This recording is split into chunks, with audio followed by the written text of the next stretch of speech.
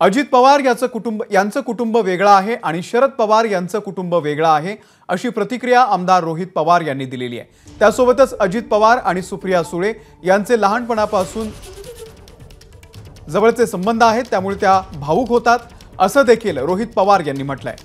छगन भुजबळांवर देखील रोहित पवार यांनी टीका केली। भुजबळ ज्या पक्षामध्ये आहेत त्यांच्याच पक्षातील लोक हे पक्ष सोडण्याच्या तयारीत असल्याचं त्यांनी म्हटलेलं आहे।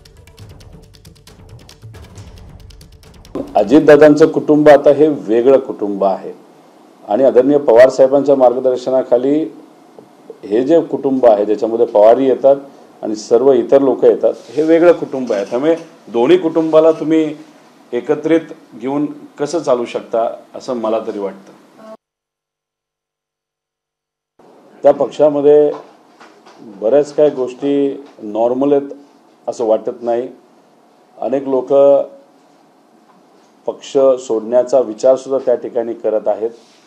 आमच्याही संपर्कात जे कुठले आमदार आहेत त्या सगळ्यांची भूमिका आहे की एकदा अधिवेशन होऊ द्या, अधिवेशनामध्ये फंड मिळू द्या आणि अधिवेशनाच्या काळामध्ये तिथे असणारे जे नेते आहेत ज्याच्यामध्ये दादा सुद्धा आहेत, आम्ही अधिवेशनाच्या आधी निर्णय घेतला तर दादांना फेस कसं करायचं।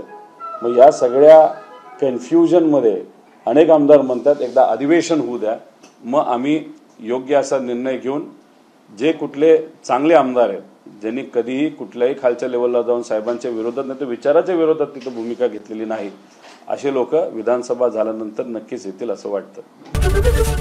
एबीपी माझा, उघडा डोळे बघा नीट।